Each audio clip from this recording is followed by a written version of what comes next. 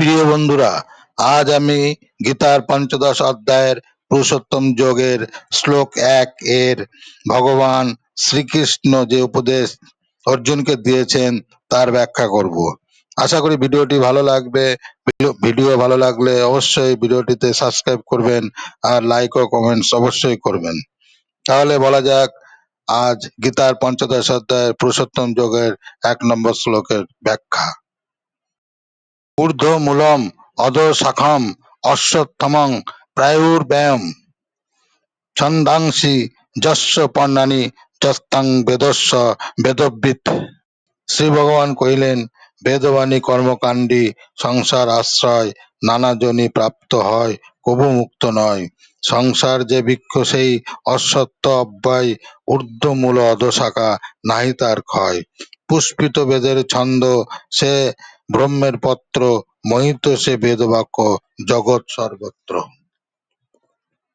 অর্থাৎ ভগবান শ্রীকৃষ্ণ অর্জুনকে উদ্দেশ্য করে কুরুক্ষেত্রের যুদ্ধের ময়দানে বললেন একটি অব্যয় অশ্বত্থ বৃক্ষের কথা, যার ঊর্ধ্বমূল ও অধঃশাখা বিশিষ্ট। যিনি সেই বৃক্ষটিকে জানেন তিনি বেদজ্ঞ, অর্থাৎ বেদের ওপর তার জ্ঞান আছে। তাৎপর্য: ভক্তিযোগের গুরুত্ব আলোচনা করলে এটা প্রশ্ন উঠতে পারে, বেদের অর্থ কি? পুরুষোত্তম যোগে বর্ণনা করা হচ্ছে যে বেদ অধ্যয়ন করার উদ্দেশ্য হচ্ছে পরমেশ্বর ভগবান শ্রীকৃষ্ণকে জানা। সুতরাং যিনি কৃষ্ণ ভাবনাময়, যিনি ভগবানের ভক্তিযুক্ত সেবায় নিযুক্ত হয়েছেন, তিনি ইতিমধ্যে বেদের পূর্ণ জ্ঞান আহরণ করেছেন। জড়জগতের বন্ধনকে এখানে একটি অশ্বত্থ বৃক্ষের সঙ্গে তুলনা করা হয়েছে। যে সকাম কর্মে রত, তার কাছে এই অশ্বত্থ বৃক্ষটির কোনো শেষ নেই। সে এক ডাল থেকে আর এক ডালে, সেখান থেকে অন্য এক ডালে, আবার আর এক ডালে, এভাবে সে ঘুরে বেড়ায়। এই জড়জগৎ রূপী বৃক্ষটির কোনো অন্ত নেই, এবং যে এই বৃক্ষটির প্রতি আসক্ত তার পক্ষে মুক্তি লাভের কোনো সম্ভাবনা নেই।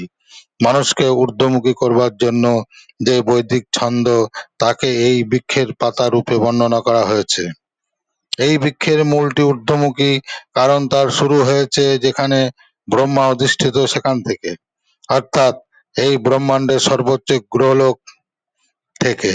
কেউ যখন মায়াময় এই অব্যয় বৃক্ষটির সম্বন্ধে অবগত হতে পারেন, তখন তিনি তার বন্ধন থেকে মুক্ত হতে পারেন। মুক্ত হওয়ার এই পন্থাটিকে ভালোভাবে উপলব্ধি করা উচিত।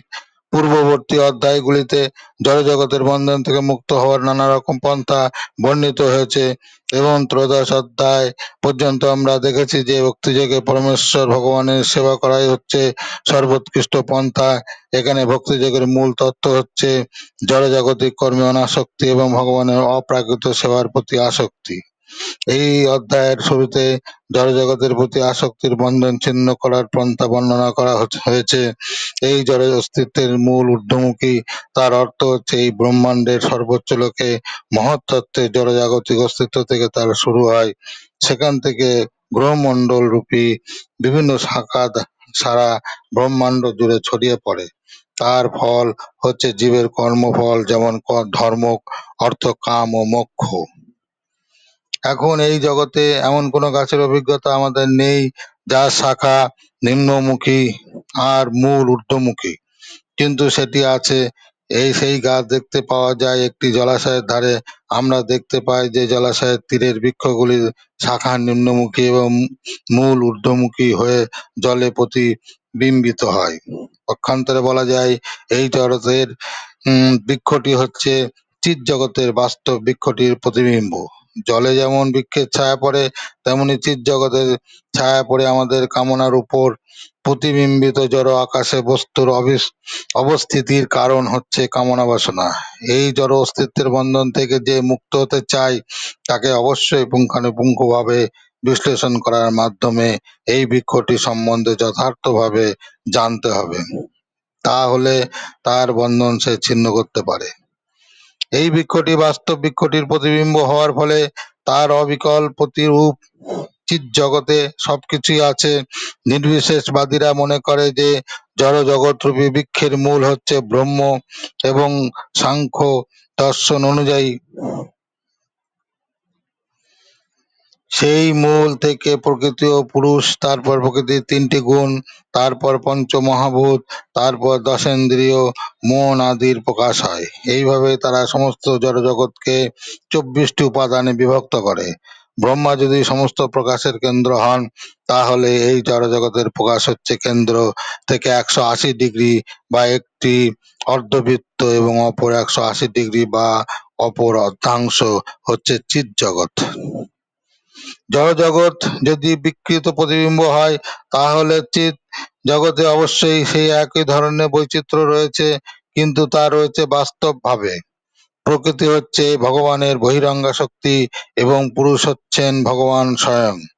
সেই কথা ভগবদ্গীতায় ব্যাখ্যা করা হয়েছে। এই প্রকার যেহেতু জড়, তাই তা অনিত্য, অস্থায়ী। প্রতিবিম্ব অস্থায়ী, কেননা কখনো কখনো তাকে দেখা যায়, আবার কখনো কখনো তাকে দেখা যায় না। কিন্তু তার উৎস, যেখান থেকে প্রতিবিম্বিত হচ্ছে, তা নিত্য। জড় আকাশে সেই বৃক্ষের জড় প্রতিবিম্বটি কেটে বাদ দিতে হবে। যখন বলা হয় যে, অনুমান করা হয় যে এই জড়জগতের আসক্তি কিভাবে ছিন্ন করা যায়, তা তিনি জানেন। এই পন্থা যিনি জানেন, তিনি হচ্ছেন যথার্থ বেদজ্ঞ। বেদের কর্মকাণ্ডের প্রতি যে আকৃষ্ট, বুঝতে হবে সে বৃক্ষটির সবুজ পত্রের প্রতি আকৃষ্ট। বেদের যথার্থ উদ্দেশ্য সম্বন্ধে সে অবগত নয়। বেদের উদ্দেশ্য পরম পুরুষ নিজেই বর্ণনা করেছেন, তা হচ্ছে প্রতিবিম্ব বৃক্ষটি কেটে বাদ দিয়ে চিৎ জগতের বাস্তব বৃক্ষটি লাভ করা। তো এই ছিল আজকে ভিডিওটি ভালো লাগলে অবশ্যই সাবস্ক্রাইব করুন।